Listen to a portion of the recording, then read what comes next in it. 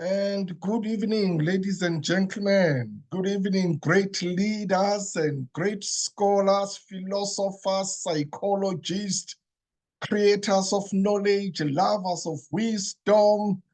Thank you so much for joining us again tonight in this popular leadership session or leadership platform where great minds and great leaders converge to talk about leadership. We assemble here to talk about the most important phenomenon under the sun called leadership, because we realize that leadership, it's a journey.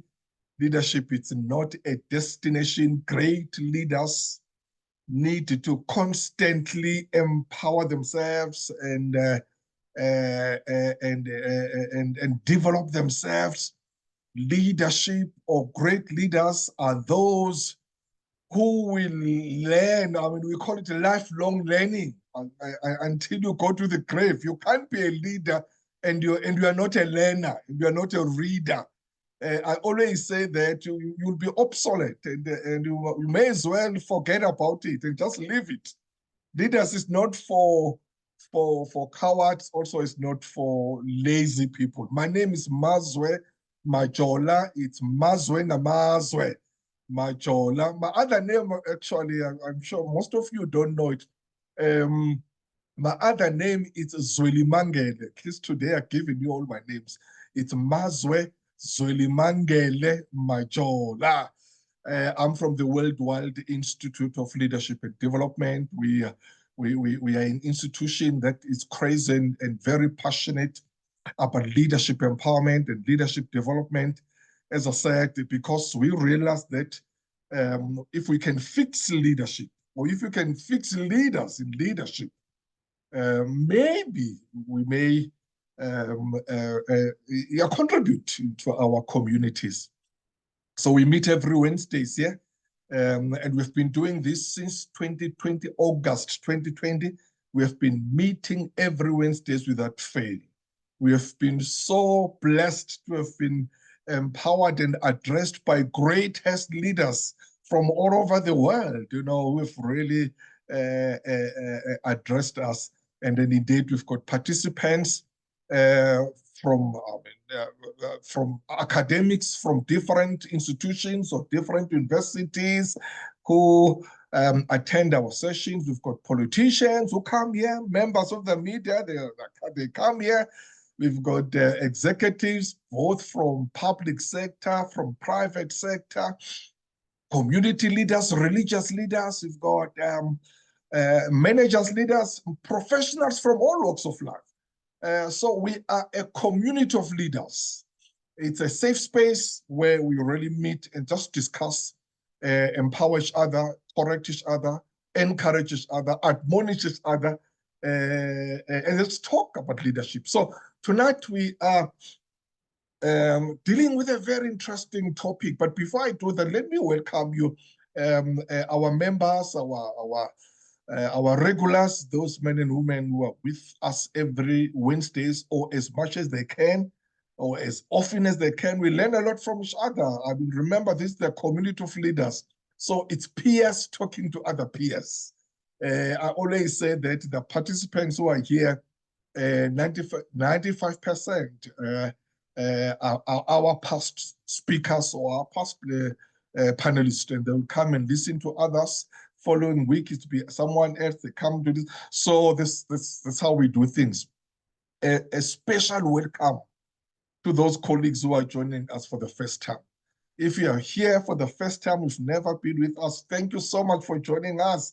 I just want to warn you, this platform is very contagious. There is no way you can attend one session and you don't want to come back again the next week. There is no way. You ask others and they will tell you that you like to attend again. Because really, we learn from each other. As I said, we are so blessed that we've got best leaders who address us.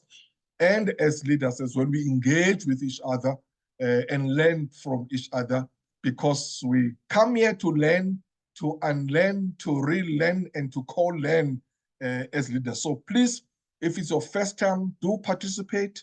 Don't be shy or don't hold back. Yeah, I would like to hear your views as well.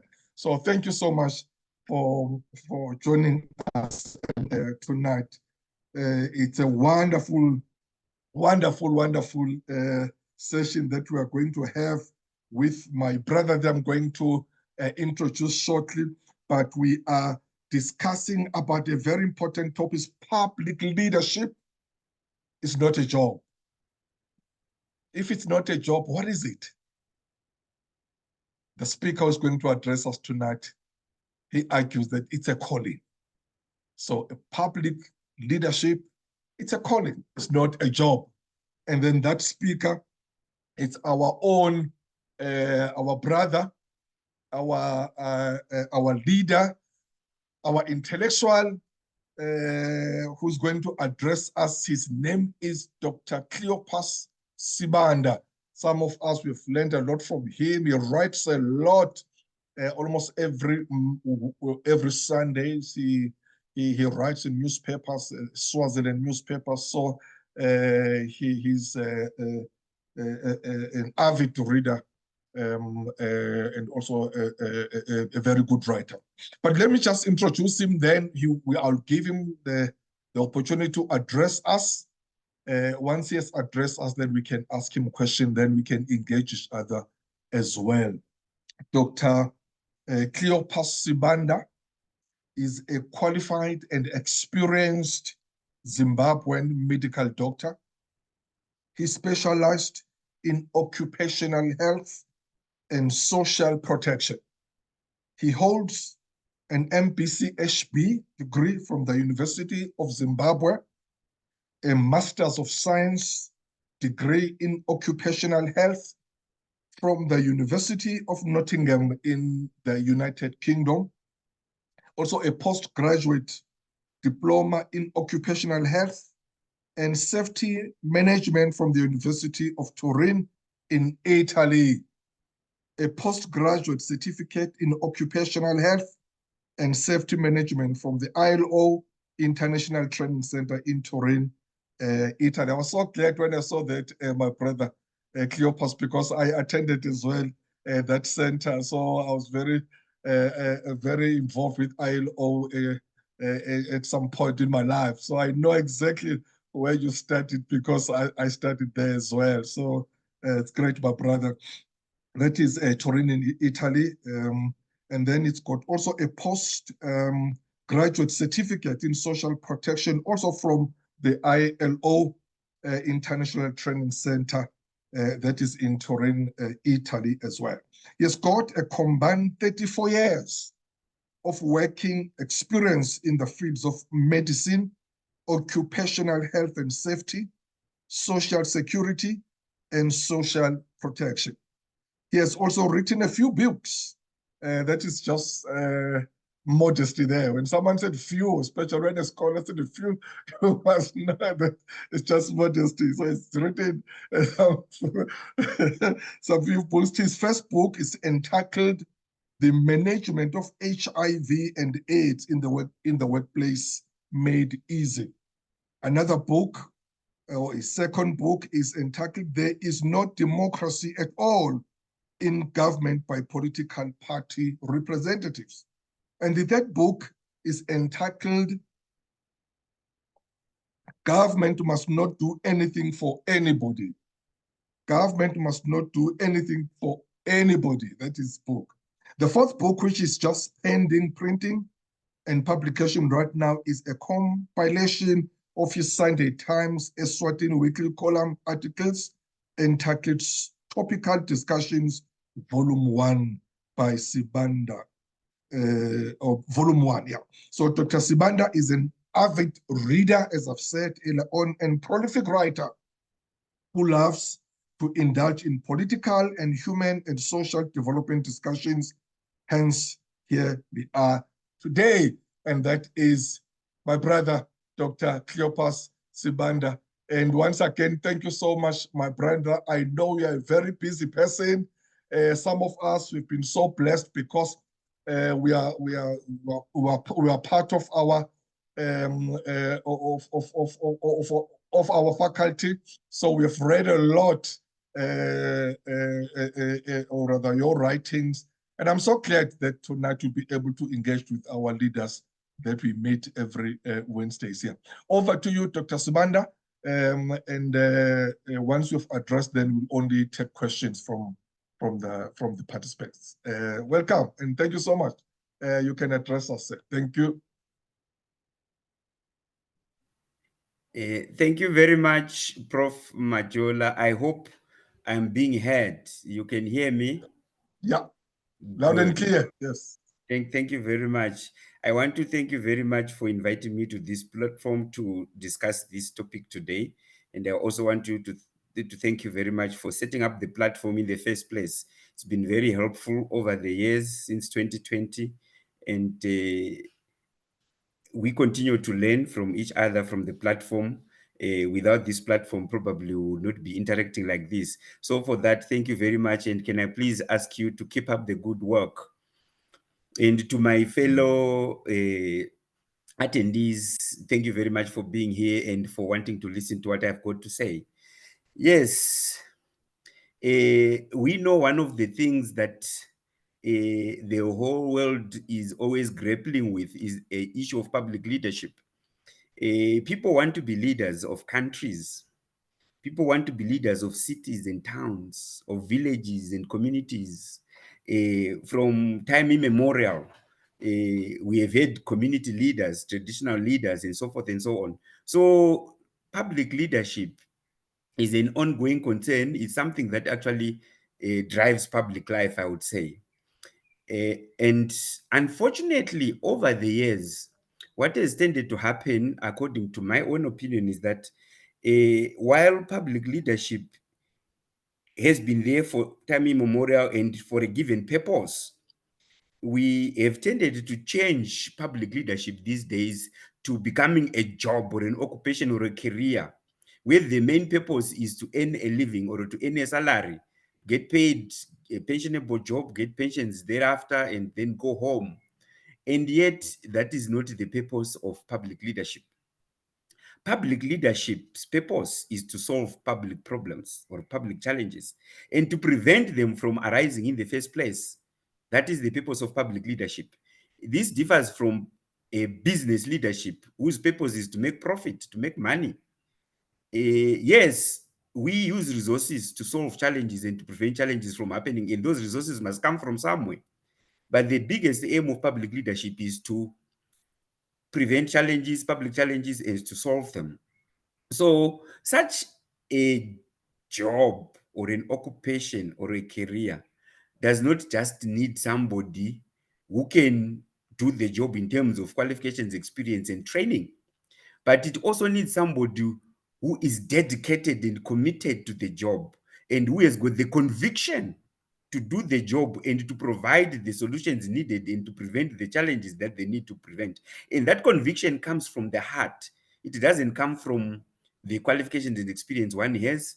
It doesn't come from the training that they've got, from the degrees that they've got. It comes from the inner soul, the heart, the inner being, the spirit. That is why public leadership must first and foremost be a calling. Yes, it's a job because you have to do something, but you must have the calling for that kind of job. Without the calling for that kind of job, every public leader will just go to work, put in the hours, get paid at the end of the day, and go home. And the problems persist. And I dare say that with what I have seen happening in our world today, this is the saddest situation that bedevils our public leaders or public leadership arena. It's the fact that today we've got public leaders who are career leaders. We've got public managers who are career managers who are in there for the job and not for the task at hand. They are in there not to prevent public challenges or to solve them, but just to while up time, earn their monies, go home, and live happily ever after, according to them. One of the tenets of successful leadership is the ability to solve challenges and problems and prevent them. So when we see in our public domain, say at national government level, I'm sure we have seen many countries. I will talk of one of the countries that I come from, Zimbabwe. We were the breadbasket of Africa. And if leaders come into a position, they are supposed to improve the status quo and leave the position in a better state than they found it. So if a leader comes in and degrades the institution that they live and leave it in a worse state than they found it, that leader does not have a calling for leadership. That leader was there for their own good, for their own benefit, not for the benefit of the organization and the people that belong to the organization that they were leading. If they had a calling, they would definitely leave it in a better state, in a much better state than they found it, or at least they will not degrade it. I still remember there was a quote from one of, I think, was it Mother Teresa, who said, hey, we have to help each other in this world. But if you cannot help somebody else, don't at least hate them. If you cannot lead an institution, at least don't degrade it.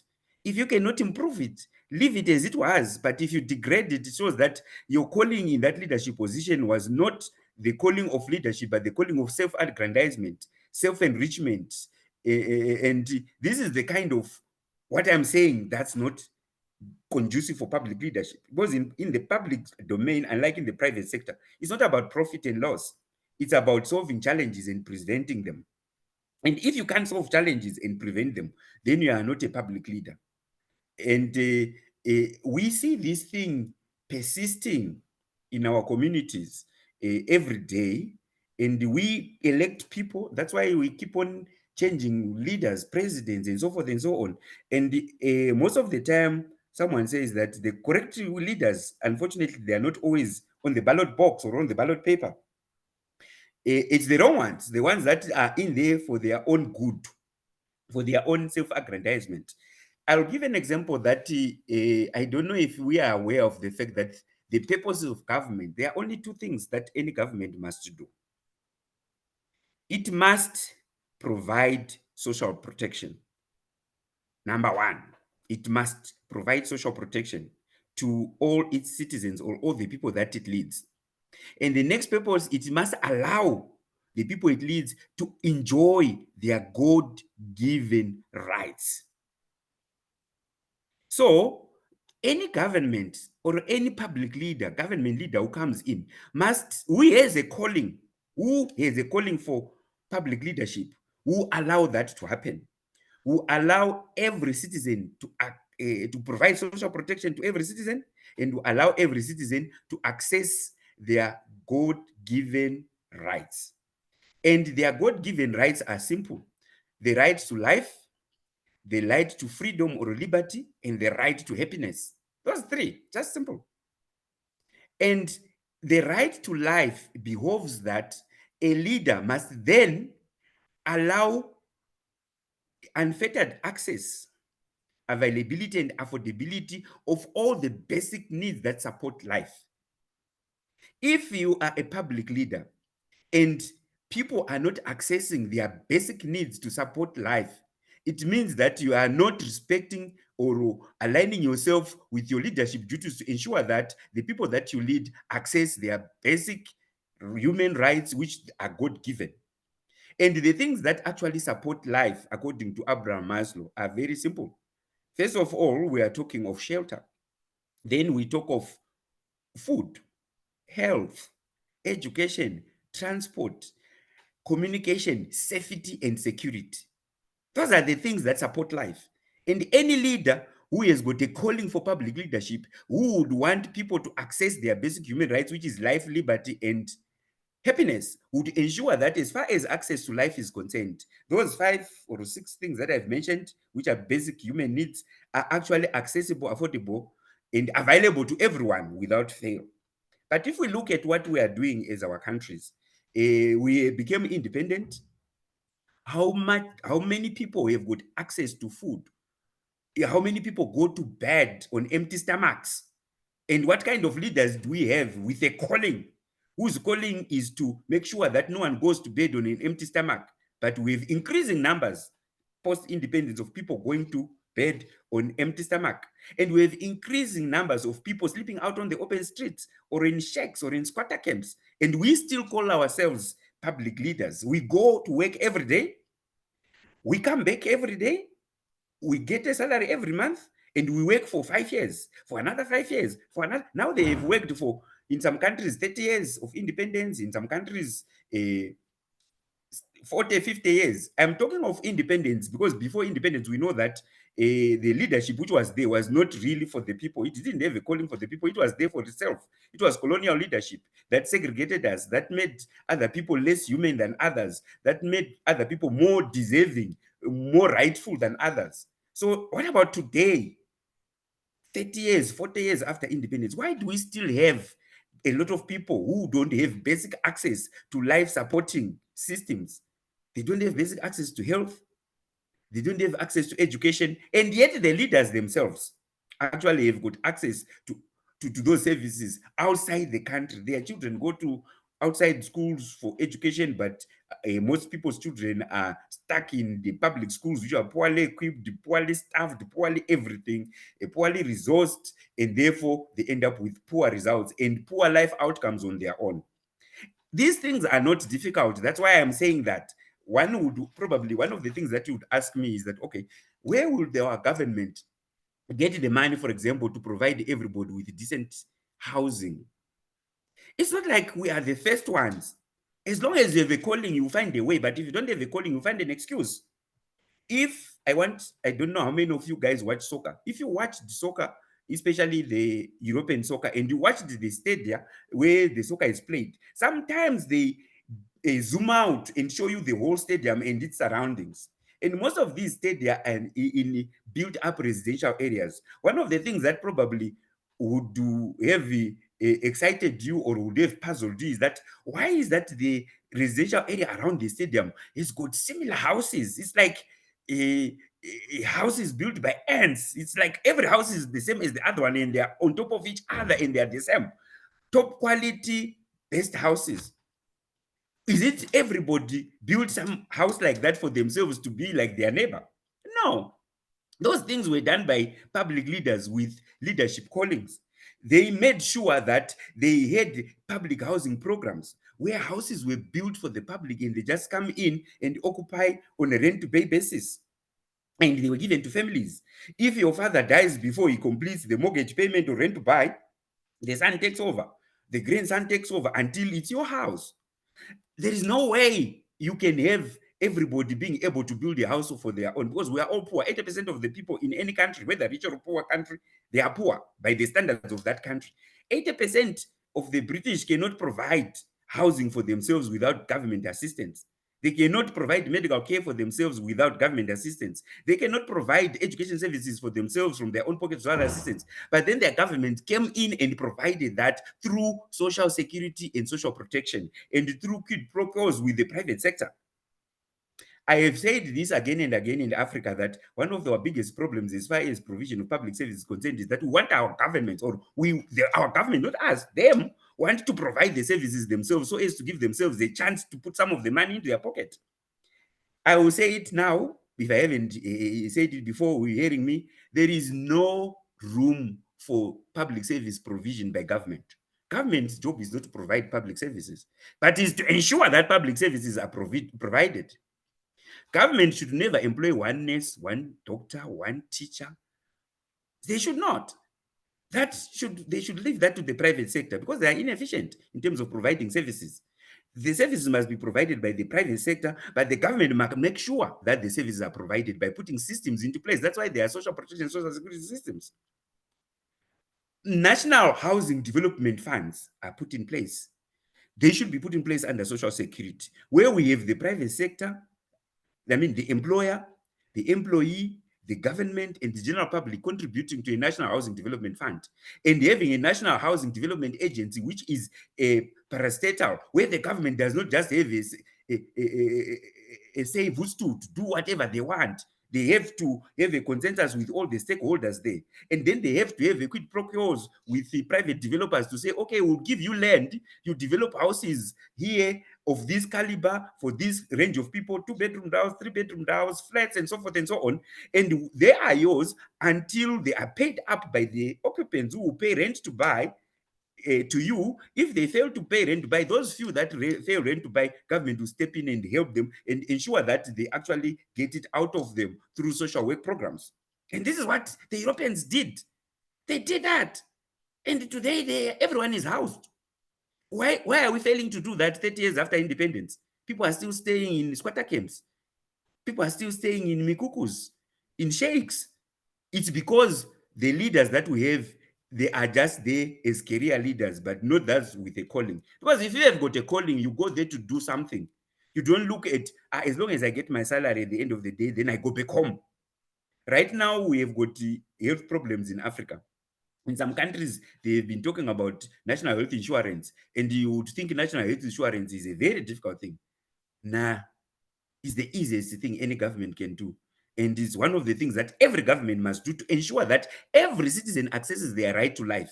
A lot of our citizens are being denied their right to life because of the lack of access to quality healthcare services when they need them, because they don't have the money. But the leaders themselves are on private insurance, and they can fly to the United States or anywhere in the world and get themselves saved and their children. And they don't care about the people that they say they lead. I have never seen you see, when you talk people with a calling, look at what a mother does. Before she eats, she makes sure the children have eaten. There is no mother who eats first, the children later. That mother is no calling for being a mother. And this is the same with our leaders in the public sector. Why do they eat first themselves? And then they promise us to eat later, which we never do anyway, because they have no calling for it. If you have a calling for it, you will not go to bed, you will not sleep, you will not have a good sleep and dream nicely when you know that the people I'm leading are hungry, the people I'm leading are dying of disease, and I'm well sorted out. So that's why I insist, for public leadership to work, we need people in public service with a calling. National health insurance is not a big issue. It's a small issue. 4 people must contribute to national health insurance. You must have a national health insurance fund, which is run by a national health insurance board of directors, which is stakeholders, where government contributes for everyone, and everyone, other person contributes according to the determined scales there, and everyone has got a say, and not only government. Then we have health services providers who must be private. Of course, government can be a health service provider, but it must qualify to be a health service provider. All the health institutions of government, if you put national health insurance in place and put the regulations that are needed, because there are regulations to govern the public health institution that supplies health services, where it's located, the building regulations, the standards in terms of care and treatment, the people that it must employ, how it must do what it does, how it must be audited, how it must keep records. All those things must be there in the law for national health insurance before you put it in place.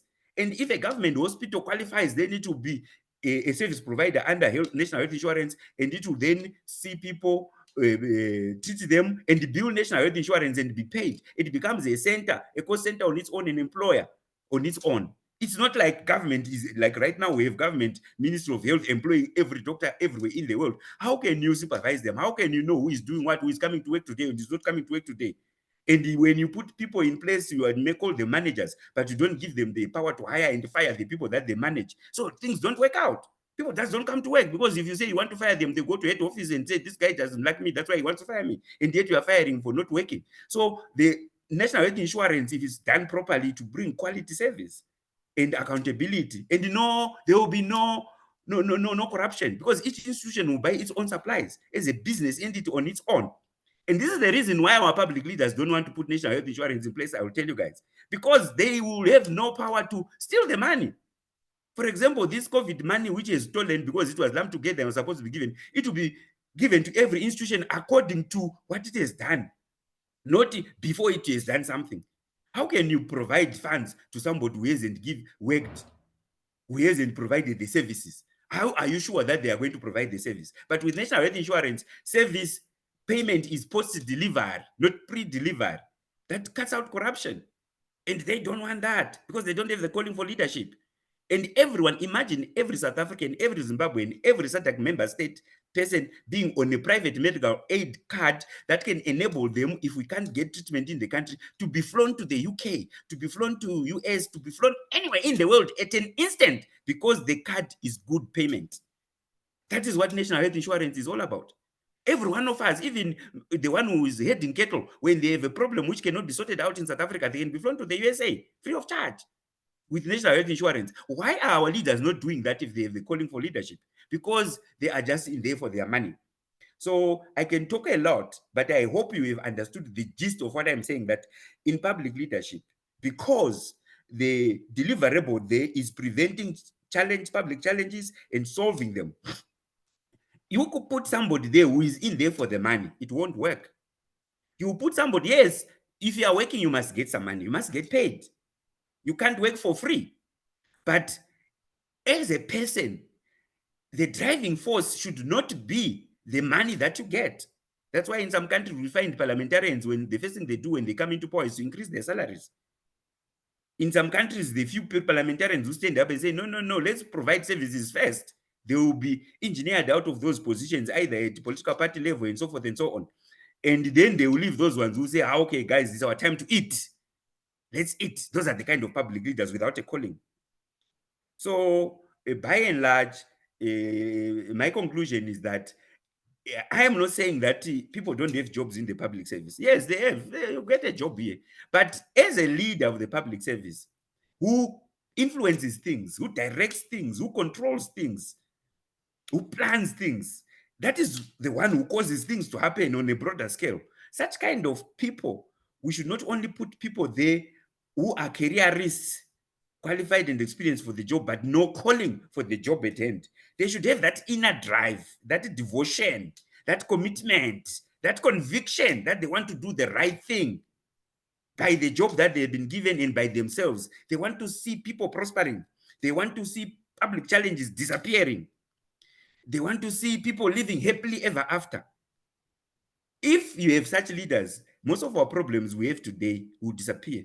And I will give my country as the last example that if we're such leaders, we'll find that this inflation that has bedeviled Zimbabwe for 24 relentless years, hyper and super hyper inflation, will be a thing of the past if those people had a calling for the job.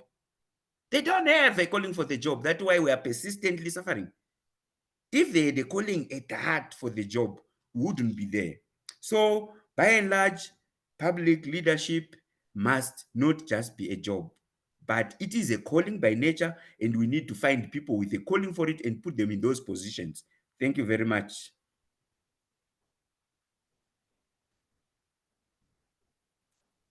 Wow, sure.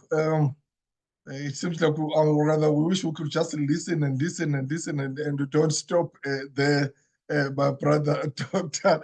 Sibanda. But thank you very much for, wow, what a thought-provoking and insightful talk there. Indeed, that is very, very, yeah, it's so candid. I read somewhere, was it today or yesterday? I can't remember. Someone wrote in one of the newspapers that I think the Cameroonian president, Paul, is it Paul Biya, I think. Paul Biya, who has been president of that country for the last 42 years. And when he got sick, he had to be flown to Europe to find good health care. And the irony there was that here is someone who was in charge for 42 years old for the resources of his country, for everything. He never built good hospital that could take care of his health when he gets sick, but instead will be rushed somewhere else to find so some good services in Europe instead of his own country. And then it's not only him. We've seen many other prime ministers and presidents in our, or even ministers in our continent. When they get sick, they would go. Here in South Africa, there's a route to Russia. Whether it's a deputy president or it's someone who's that he went to Russia to be treated there. Obviously, not that there are no good hospitals there, but they prefer to be treated outside because of whatever political reason. I like the way you've treated and you've debated the NHI issue. I so wish that model will be really applied even in our country, because I think that is the most contentious issue between government and private sector, and also some doctors, exactly that you've got public hospitals that you just can't you can't manage them, you can't handle them. Just a mere hospital, corruption, mismanagement, and all these things. And now you want to manage this big thing that is called NHI. How are you going to do that if you can't handle just a hospital? So that model that you are talking about there, that the problem is not NHI. It's a very good thing. It's needed. It can work, but you create a board of directors. You create a separate body that will be there. Is not managed by government or by minister, but everything, the private sector, they put money, the government put money there, and then these people are the one who are appointing and firing doctors or anyone, hospital managers and all. But the Minister of Health is not the one that is controlling everything. It's one of the stakeholders. It's one of the key stakeholders. But you're correct. Unfortunately, they don't want that model. They want themselves to be handled, and that is why they are at loggerhead with private sector. That look, I mean, really, how are you going to do this if you can't do this? But thank you so much. I love it. I love it. Ladies and gentlemen, we can engage Dr. Sibanda now. Any thoughts? Any questions? Any comments? Observations to Dr. Sibanda or to each other? As we always do. Let's take the time do it now. You can do that by raising your hand, or you can do that via the chat room. But we always encourage colleagues here, because we are all professionals, to express ourselves so that we can hear you loud and clear, if it's possible. How can we make it right, Dr. Sobat? You see, as you are talking now, there is something that is coming to my mind. I say, I'm a leadership student, so I've studied leadership. I do research, I write, I eat and sleep leadership. Leadership is me. Now, I know that public leaders or public servants are elected. It's term-based. And unfortunately, that thing that we're talking about, that there are no more servants or people that are there to solve problems, but they've become career politicians. They are there, what is in for me, but it's not what is in for other people. Is it possible at some stage that they may be, or other public servants be appointed instead of elected? Obviously, I know officials are appointed, those one who are managers who are in offices, but the politicians are elected, and as they are elected, obviously, we know, all of us, that election, democracy is not a perfect system. You can just go there I was talking to someone last night. You can just go. That is why in our conferences, really nowadays, there's a lot of money that are pouring there. This thing that is called politicians buying votes, thousands and thousands giving to people. You can go to a branch and then just say that, look here, I'll give you 50,000 rand, make sure that I'm the one who's elected. To go to another one, and then you get it, So gone are those days when they were elected, as we are saying, that once a person gets there, it's about other people, it's not about themselves. So is it possible that maybe instead of being elected, being appointed, is that system can work somehow? What are your thoughts?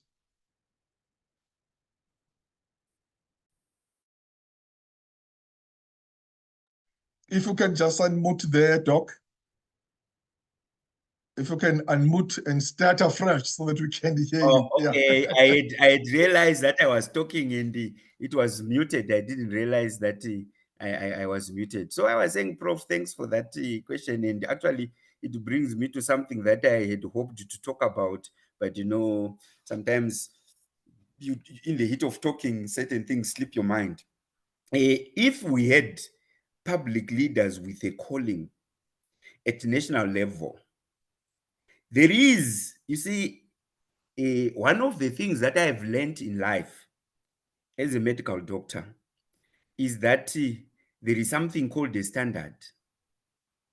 And a standard is something that you must always apply if you want to get things right. You can't do just things mambo jumbo. You have to follow certain basic principles and standards. There are principles and standards. Imagine if the creator had not created us based on a certain standard. One day you find a person's nose is in his stomach, his eyes are behind his head. Things don't work. So there is a certain standard which is related to what we call structure and function. The structure of something must be related to its function. If the two are not related, there will be incongruence and there will be a lot of not working well because the structure is not related to the function. So when you look at government or a national management, managing the country at national level, there are 8 tiers of national government or national levels at which you manage your country, right? At the first level, at the very top, there is what is called policy oversight level. So if we had the leaders with a calling, they will put those 8 tiers of management levels in place. They start at policy oversight level, right? And one of the principles governing those operations of these 8 tiers of management at national level is that not even one person, not a single person, is allowed to have more influence in more than one level. Not even one person must have influence in more than one level. You must not have 2 seats in one level and in the other one. That is a standard. Because if you begin to have 2 seats at one level and the other, there is always interference. There is always doing things for your favor, for your own, not for the social or public good. So at the policy oversight level, which is the national overseer, it must be the head of state. And the head of state must end his responsibilities to the country at head of state. Full stop. He must not be found anywhere else in government. The next level is public policy decision making. After public policy oversight, we have public policy decision making, and this is the role of parliament and the parliamentarians who are elected representatives of the people. The head of state as well might be an elected representative of the people according to the constitution of the country. Sometimes the head of state is a natural leader like a king who is not elected, but he should remain doing head of state duties only, which is policy oversight. At the policy decision-making level, which is your parliamentarians, these are where the people's representatives are found. We elect those people to get in there. But even those that we elect, we cannot just elect them to just elect a person who is not qualified, who cannot read and write. We send them to parliament where they need to read a lot of documents. We are shooting ourselves in the foot. So there must be basic minimum standards required. Somebody must be able to read and write and understand the working language. I don't know if you are hearing me, Prof, but I'm sure others might be hearing me. See, Prof has disappeared from my view here. No, I can hear you, Doc. Go ahead. Good. Thank you. So I'm saying at the policy decision-making level, which is our parliament, no one who is an MP must then gravitate down or up that ladder of things. So number 2 is policy decision-making level. The number 3 is policy implementation management level, which is your executive government. No one who is in executive government must also be an MP or a head of state. No, you must remain at policy implementation management level as executive government or cabinet. And below cabinet, we have policy implementation administration, where we have our DGs and the ministries. Those people should run those ministries without interference from their ministers. The ministers are managers. They are administrators, and they have their own duties and responsibility where the minister should not interfere. But when you get a minister appointing and employing a DG, that's a problem. And they employ on political grounds or on grounds that this one I can work with so we can steal more money. So that is policy implementation administration. Then there is policy implementation supervision. These are the hands-on people, the ones in your quasi-government organizations, in your parastatals or with those authorities that are there to supervise government policy implementation. Right. At that level, then we've got public policy financing. We need independent financial institutions where government is a stakeholder, right? But there are multi-stakeholder institutions who run certain government policy financing needed, like national health insurance. You need a national health insurance fund. A national health insurance authority, which now administers national health insurance fund, which pays for public health services in institutions that are accredited to provide those services after they've passed the standard according to national health insurance.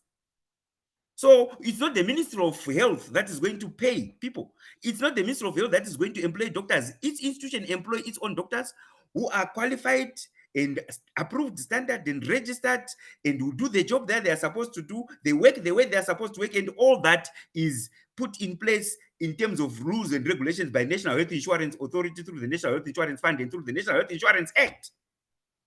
And the minister should not be there. He is at management level, and the MPs should not be there. They are at making the policy, they put the law in place, and they end there.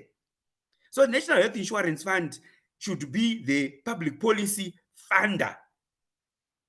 And then below that, we have now public service providers who must be accredited private sector institutions.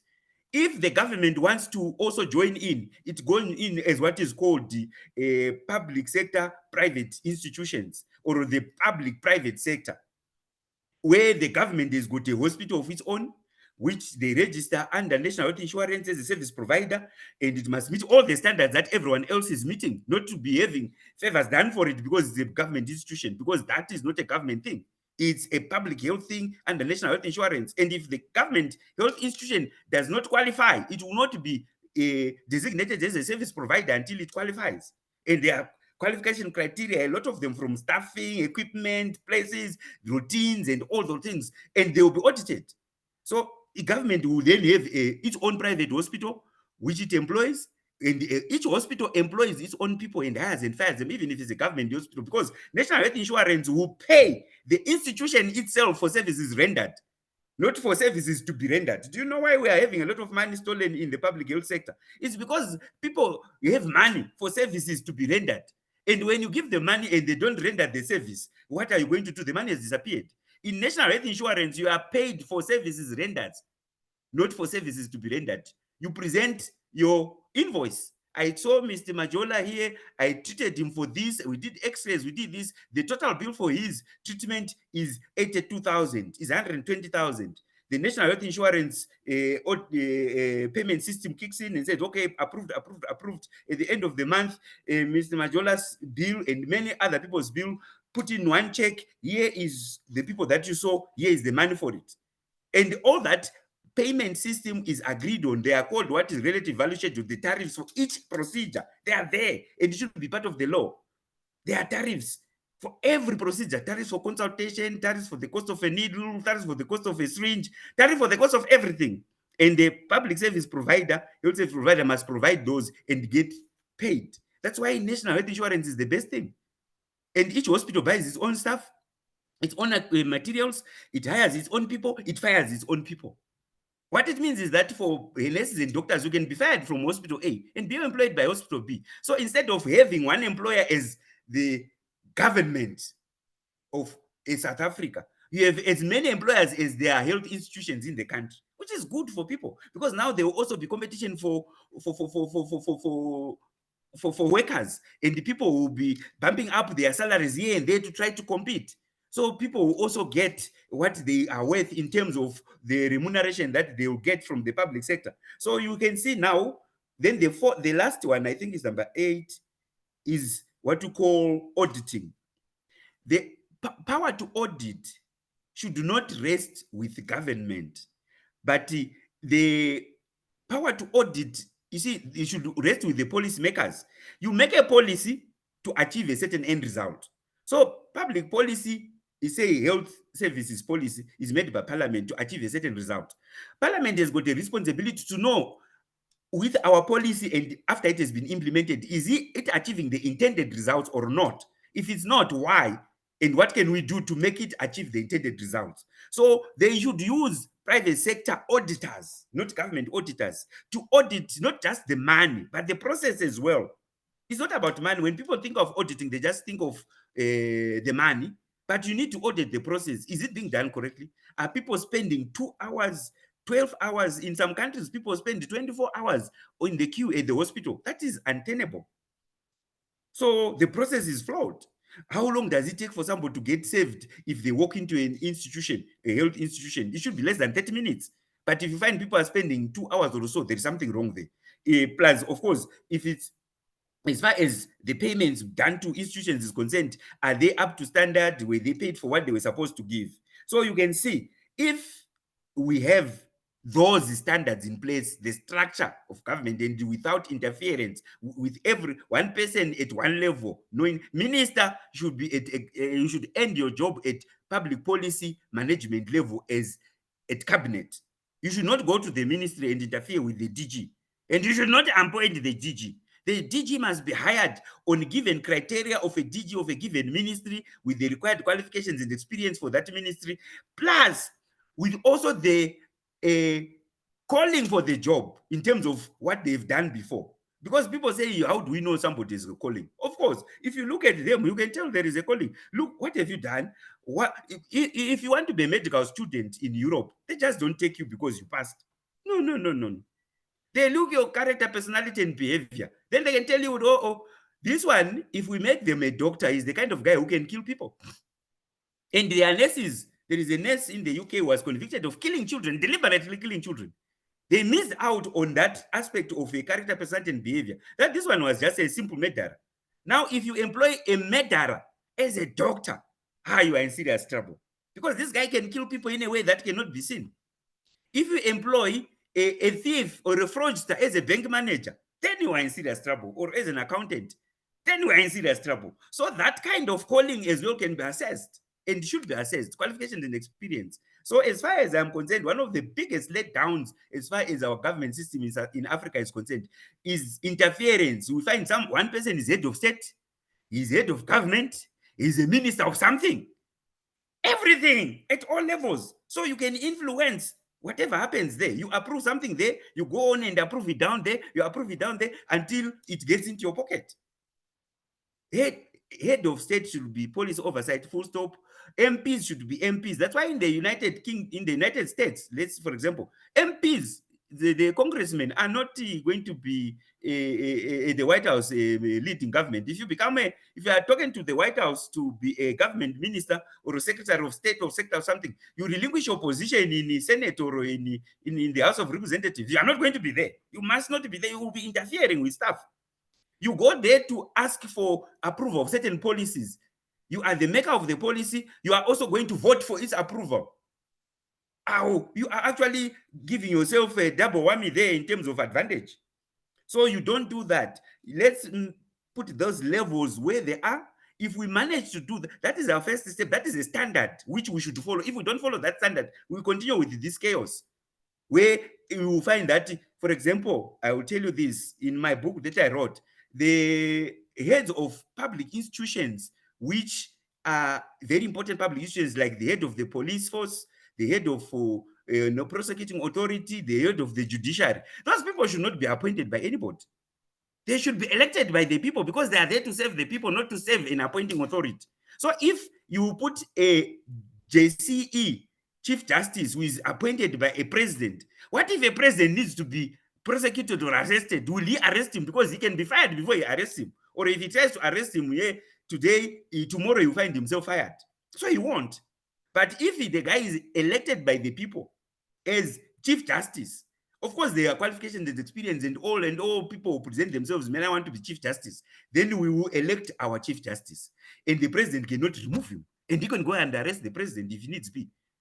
have the president prosecuted. The head of the police could go and arrest a minister if needs be, because he is not reporting to a minister. How can you have a head of police reporting to a minister, and then you expect him to act against any interest of the minister, whether it is directly to the minister or the minister's relatives and so forth and so on? He won't, because he'll be fired. But if he's elected by the people, he will be able to. So it's not like we only need to elect parliamentarians. In the USA, they elect a lot of people, including attorney generals, district attorneys, and so forth and so on. They elect them because they realize that if you don't elect these people, they can be influenced by mayors in their towns, by other people, because they will be appointing them. I will fire you. So that's why there must be complete separation of powers, people, institutions, duties, and responsibilities on those 8 hierarchies that I talk about. Complete, meaningful, and practical separation of powers, people, institutions, duties, responsibilities, and so forth and so on. Once we do that standard, if we adopt it, we will begin to see things moving in the correct direction and in the right direction. All this thing about scratching our heads about national health insurance cannot be done. That thing, I can make any country which wants to put national health insurance, have first-class national health insurance in less than 5 years.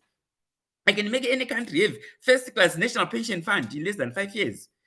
First-class housing development fund in less than 5 years. First-class agricultural development fund in less than 5 years. It can be done. The willpower. Why is it not there? Because people are intertwined in their connections, in their beneficiations.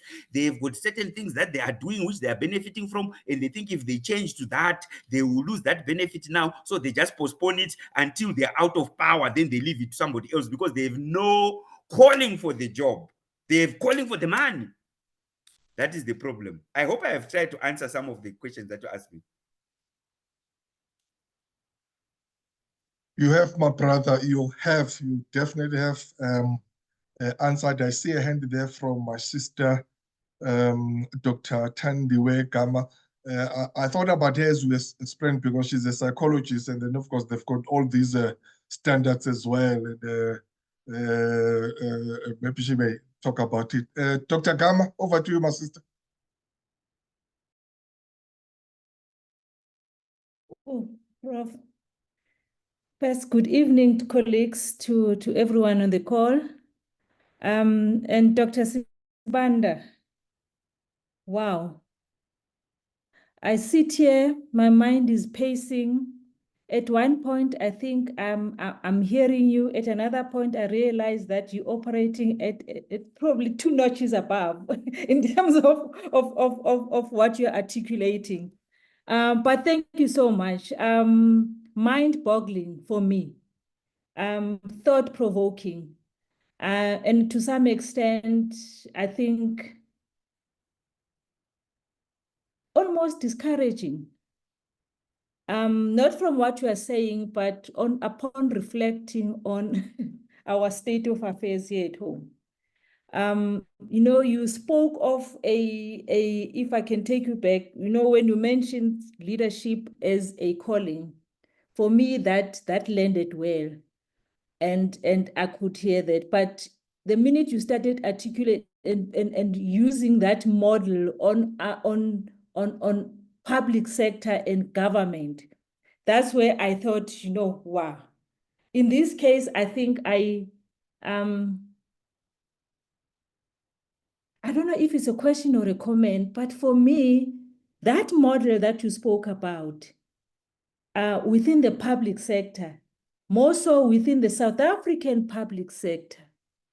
And I think that's where the discouragement, Prof, I must say, came. Because for me, it was like, we are so far from this truth. Maybe not even in our lifetime will we see this truth in terms of the model that you're presenting. Our political system, first and foremost, it's such that I don't think there's even any potential room for that model to even be considered and for it to even succeed. Because we have a political system that almost talks to every other wrong element in terms of the model you're talking about, where politicians are almost like master gods in our lives. Politicians make decisions, yes, decisions that seem like they work for the people, but decisions that literally work for their pockets. Hence I'm saying, Prof, I'm sitting here for the first time, I'm even at loss of words. I'm thinking, oh my goodness, what would it mean practically for us as South African and for leaders within South Africa, whether in the public space or even in the private space? Because you are saying something here about the private sector actually also having a role, also having or rather public sector should be positioned such that you're saying, if I got you well, that the services must be provided by the private sector. The government must create an enabling environment. The private sector then offers those services. And for me, listening to that mentality, listening to that thought, I'm thinking, wow. I'm sure even if you can get 2 or 3 of our politicians, they probably think you're talking, in lack of a better word, some RUBI word, it's for them, it's like it cannot be done. And here we are, Prof, we have people like you that can sort of articulate it to a point where you can tell that if it's done and done with the right intention, done within the right context, and for that matter, done with people who are there because they are called, it's a calling for them, then it can be done. All I can say, Prof, is thank you. I'm not so sure if I did ask questions or it was more comments on my side, but probably if I can leave with this comment and rather maybe pose as a comment but a question to say, looking at our South African system, Prof, and looking at the political system, whether from a structural point of view or whether from just the political landscape and how things are done. If you were to sit with our president today, Matamela, what would you advise, Prof? Just as a starting point. Thank you. Thank you very much, my sister. I will quickly answer what you said there. What I will advise the president today is that if you want to put public policy in place, public policy like national health insurance policy, you have to consult the people who are qualified and experienced to give you the correct things, not a politically loaded advice, but pure, straightforward, professional advice, which has got standards which are applicable not only in South Africa, but across the board. Because when we talk of national health insurance, it's not like South Africa is going to start something that has never been done elsewhere. These things, the Scandinavian countries, which are the mothers of social security and social protection, where everything is supposedly for free, it's not for free, but it's funded through national health insurance. And they say transport is for free in the Nordic countries. Health is for free. Accommodation is for free. Education is for free from kindergarten to university. It's just free at the point of access, but it has been paid for through systems that were put in place. A national basic education financial insurance scheme and the fund are put in place where everybody contributes. And that includes government, the employer, the employee, and other people. And because of that, the management of that fund has got to be tripartite plus, or there's all the contributors have to be the ones with the final say as to what happens, how they administer it, how they, not government. In Africa, our governments want to be the ones with the final say. So, and also they want a system or an institution that works depending on who is in power. In access to food, access to accommodation, access to health, access to education, transport, communication, safety, and security cannot depend on a government in power. And the Europeans and the first world countries realize this and put systems in place that make sure that it doesn't matter who comes into power, nothing will change. Things will continue to work well, to work efficiently, to work good for the people without being affected by who is in power. In Africa, it's the reverse. Our systems, which are basic human needs systems, are affected by who comes in power. And since we change every 5 years, we are always yo-yoing here, going up and down, falling down, going to the ground and whatever. But if you don't do that, then It doesn't matter who is in power, the system will remain in place. That's why we find that the Reserve Bank or the American Central Bank, whatever happens, they run their own stuff, they run the currency, the strength of the currency has nothing to do with whether it's Biden, Bill Clinton, whoever comes into power. But with us, those things change. The moment someone comes into power, everything changes. The health system changes. The education system changes because we did not put strong, solid, and tried and tested systems and institutions with a given structure and a function which ensure the delivery of the desired public service in perpetuity, regardless of the responses of who is in political power, because those people in political power come and go. Our need for health does not come and go. Our need for education does not come and go. So what I will tell the president is, please employ people to draft laws for you that have got a solid standard and a solid basis, and that are not only for today or for the ANC, but for the future of South Africa. Whether the ANC is there or not, or whoever is in there or not, it's for the future of the South Africans. They are going to have access to quality health services at the point of access without having to pay.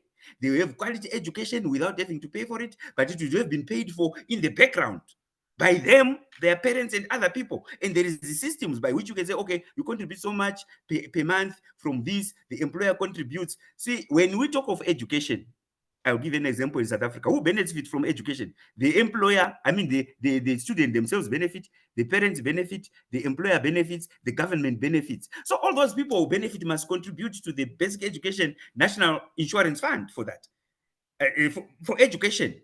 And what does it mean? It should ensure that every child goes to kindergarten. And one of the problems that we have, I hear you did psychology.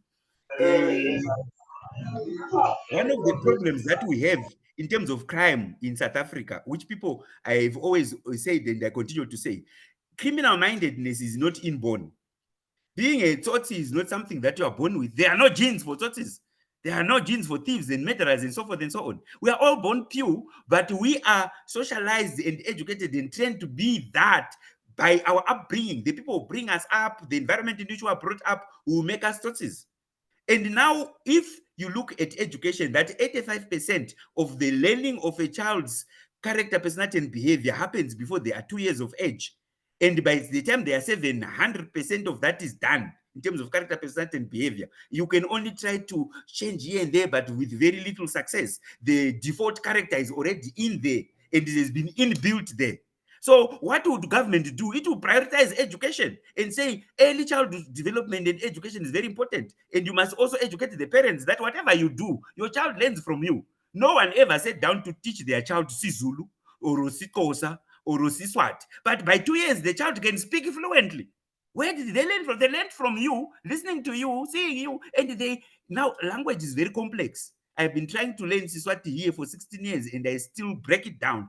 But if I was a child born here, 2 years later, I would be speaking perfect Siswati. Because when you are a neonate, your learning is automated, is automatic.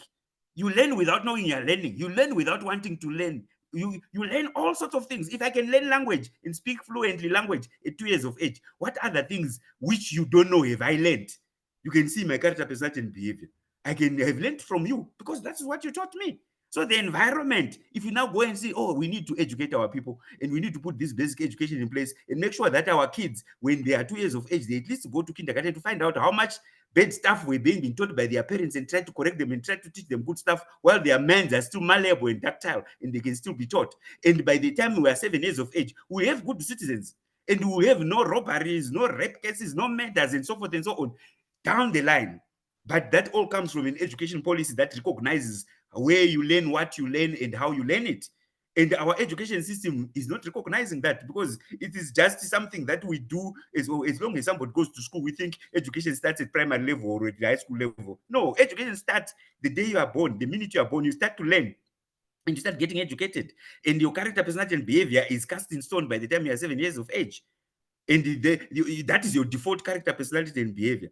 So we need to understand the president that there are standards, there are systems. And when you talk to the right people, they will tell you right at the beginning, this is where it all begins. And this is how it will end. I'm glad as a doctor, I have learned that because I'm always amazed. You know, we started off as half cells, invisible, and then we became one cell, which was totally invisible. But now we are giants.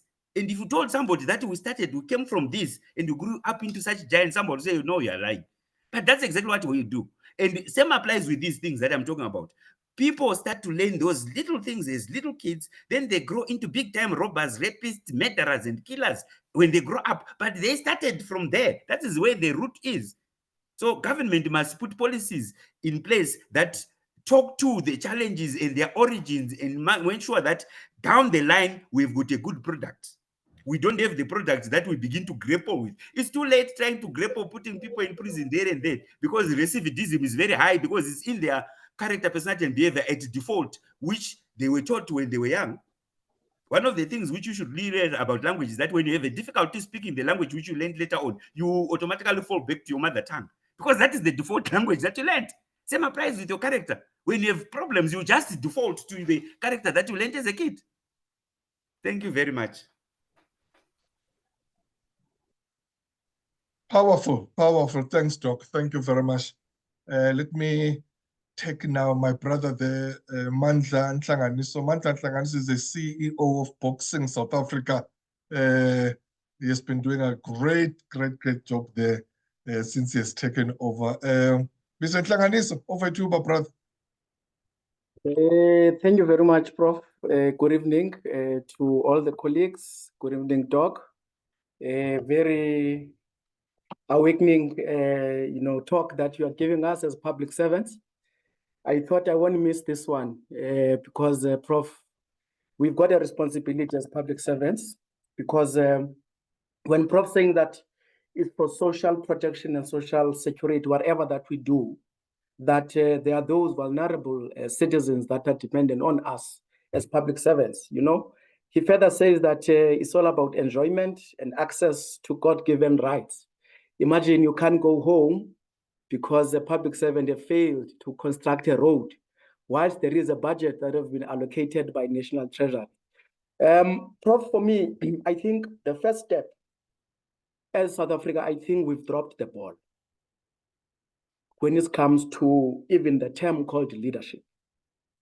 It's a term that we loosely use. If you wear a particular T-shirt of a particular organization, already we call you leadership. Those that are shouting most in branch meetings, we think that they can lead. I think we need to really review how we, put people in leadership positions, starting from a basic level, at a community level, at a street committee level. The issue of merit, Doc Sibanda, we've just took it and thrown it away the window. Go to Parliament now, to those portfolio committees.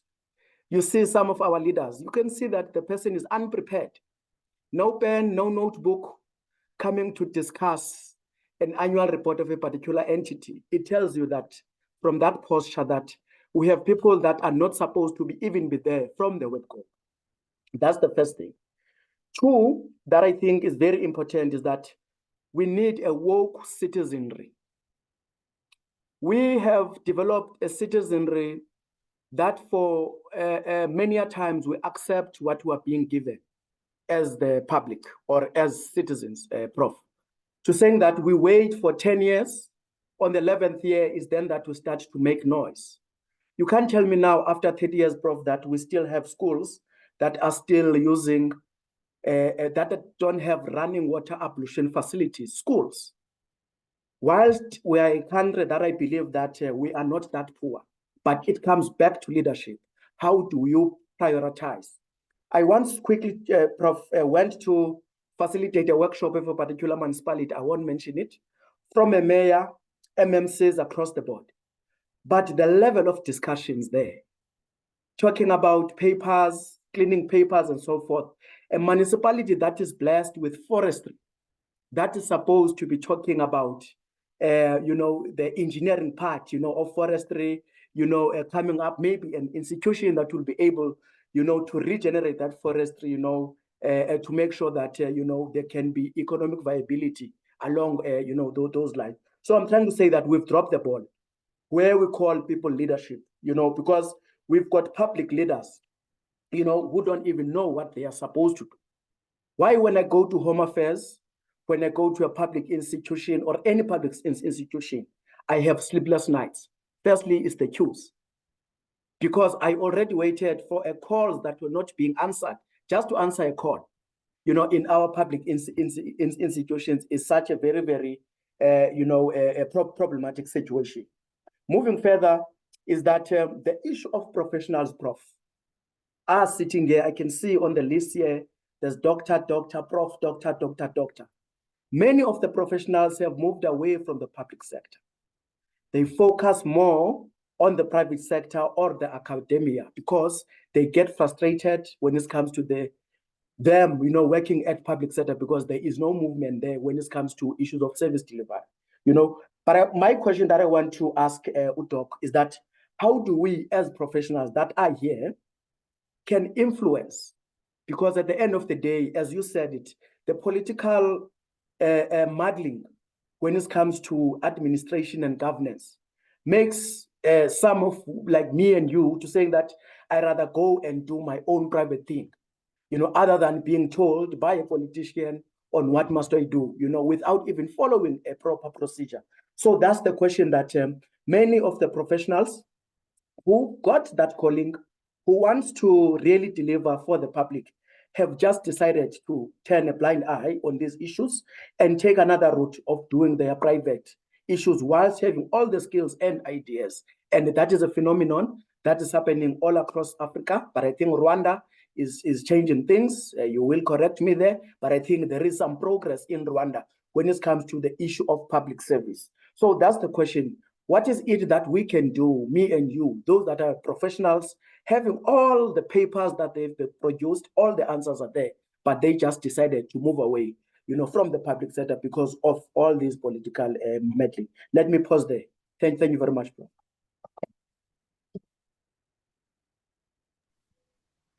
Thank you, Mandla.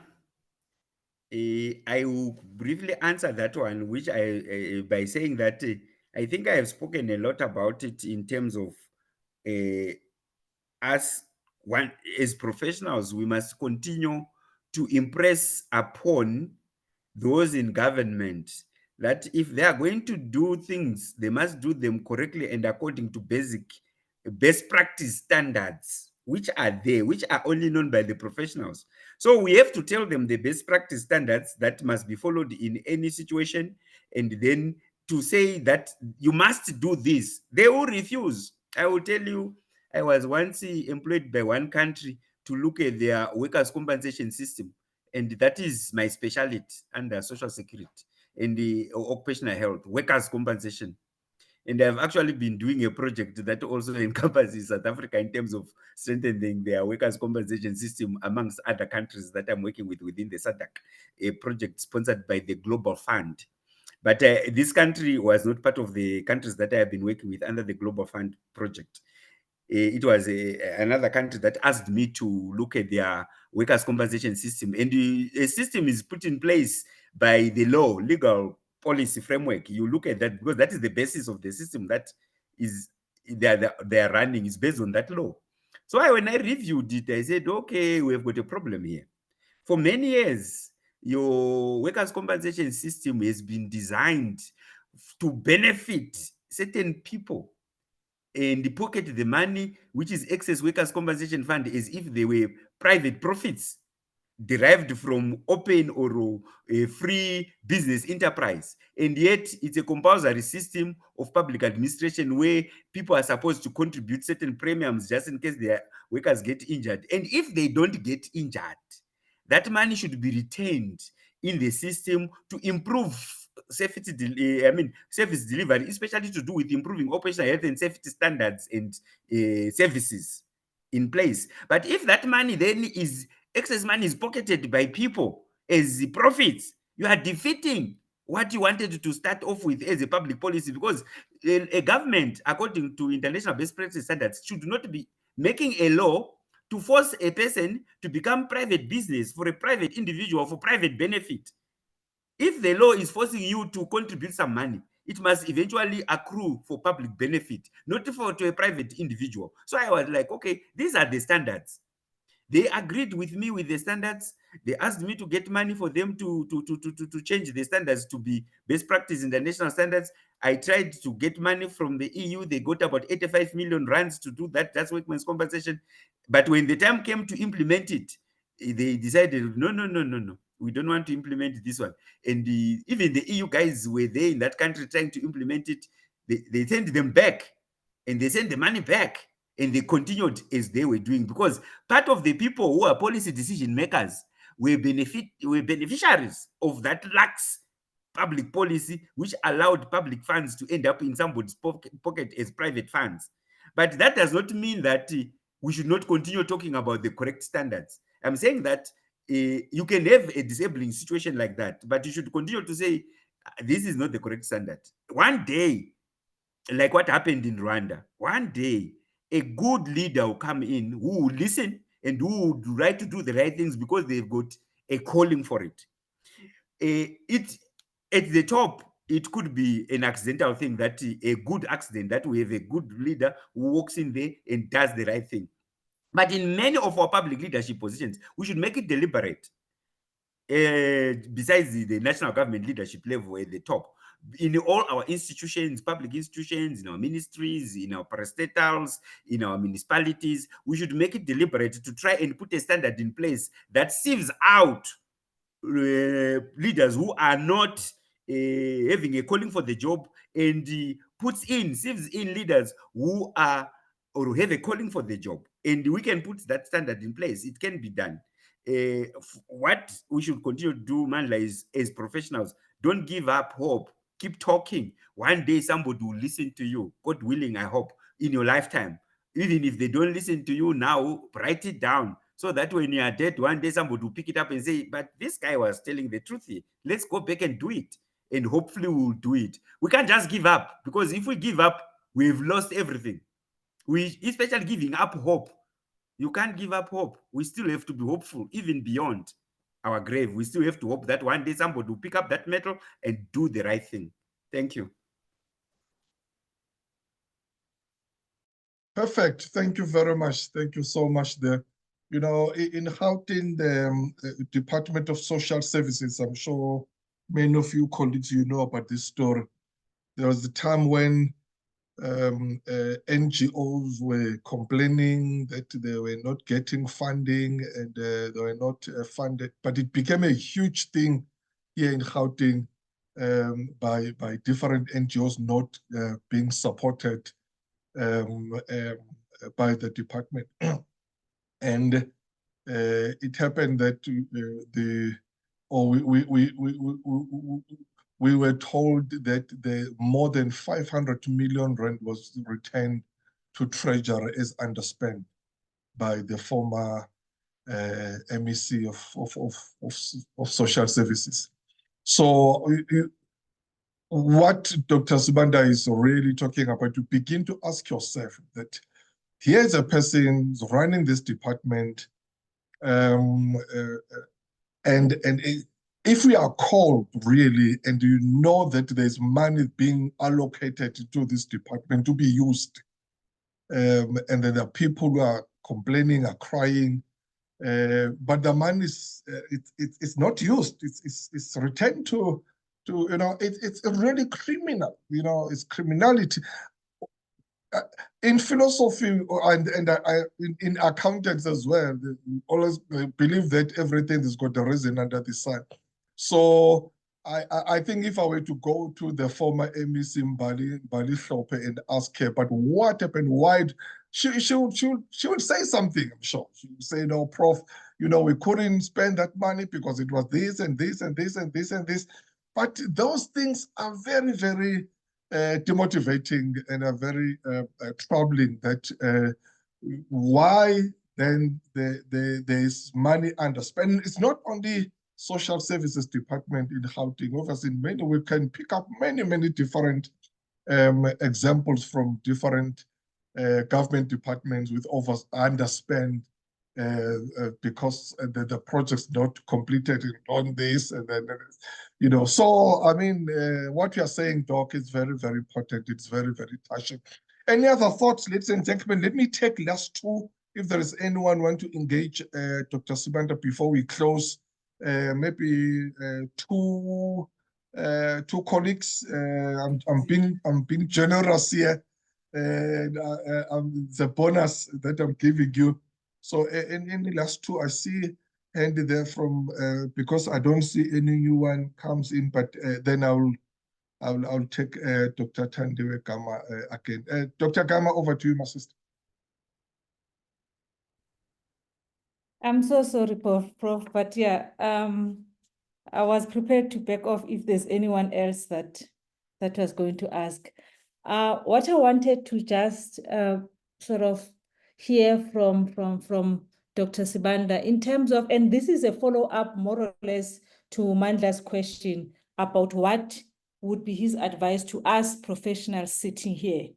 But my question is more linked towards the assessment, so to speak, or the identification of a manager that you would regard as a calling. How do we even identify them? How do we even appoint them into these positions? How do we even know that this is a manager that is bequeathed and fit enough to can be called into a position of public servant leadership because we identify the calling in him? I don't know if my question is becoming, because yeah, I hope I'm Yeah, my sister, I think it's very clear. Mm. And I like it because my answer will be understood by you because it's within your department. You Yes. know what they do? We are not reinventing the wheel here. Go to Yeah. look for a job in Europe, in those developed countries, in Britain, in America, in their companies, not only in government as well, but in their companies. The first, of course, you have the qualifications and experience. You send them your papers, they've authenticate them, validate them, see that you went to school where you said you went, you did what you said you did, you worked where you said you worked. But they will also give you a psychometric test. Oh, okay. Yes. But they start also by giving you something like your personality type identifier according to, say, Myers-Briggs type indicators. What kind of a person are you? They take it and put it there. According to Myers-Briggs type indicator, your self-assessment is this, your assessment by other people is this. Then they give you a psychometric test to validate that where exactly do you lie between your own self-assessment of yourself according to Myers-Briggs type indicator and others' assessment of you according to Myers-Briggs type indicator. And then that psychometric test will tell that this person has got this tendency. Usually, they don't go off the rails a lot. They remain within. And these are in critical leadership positions, especially where the policy you formulate can affect millions and millions of people. You have got to be with it. We can't just get you in there and say you are fine. So even that calling will also come out in those psychometric tests and in those personality tests. And they have been tried and trusted over time, and they work. But also, first and foremost, you have to be qualified. The problem here is that we just go and take every Tom, Dick, and Harry and trust them in a leadership position. No, sometimes not even qualifications and experience are asked for, let alone that psychometric things I'm talking about and type indicators we're talking about. We just take, oh, he's a good person, and that is it. But how good is good? How bad is bad? And where is their good and where is their bad? Where are their strengths and where are their weaknesses? So we need to do that, especially in the military, in the USA. If you are going to rise up the ranks, you have to go through those things because, well, they don't have, especially also in the highly technical jobs, like when you are flying those jet fighters, they don't want you to be in the air there. Then you take the jet fighter and defect to some hostile country with their equipment.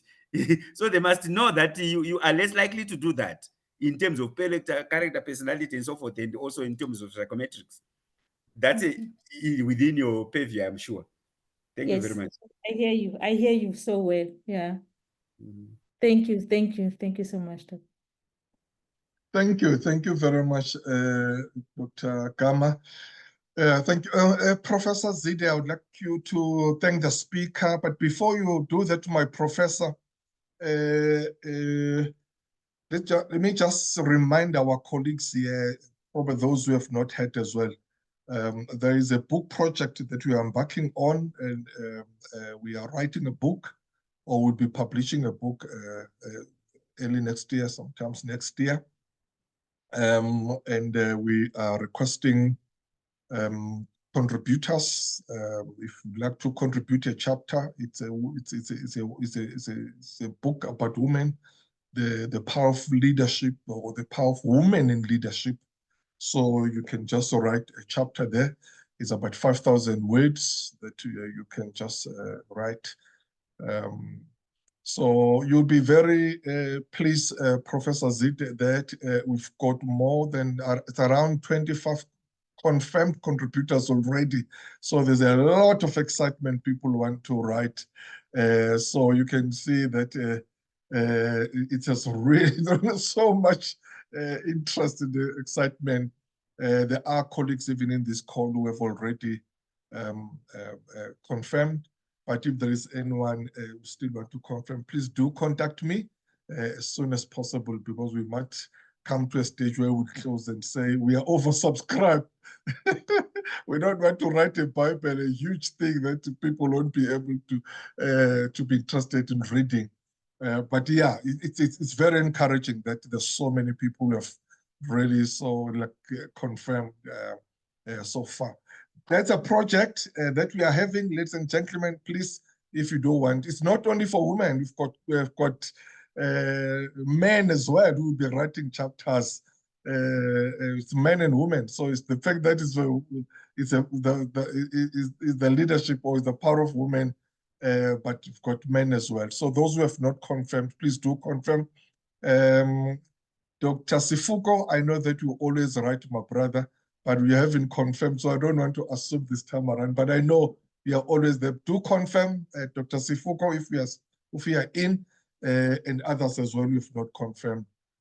Because as I'm saying, that at some stage we'll have to close it and say, we've got enough. My professor, I'm very happy then to share this good news with the colleagues. Over to you, Prof. Zide.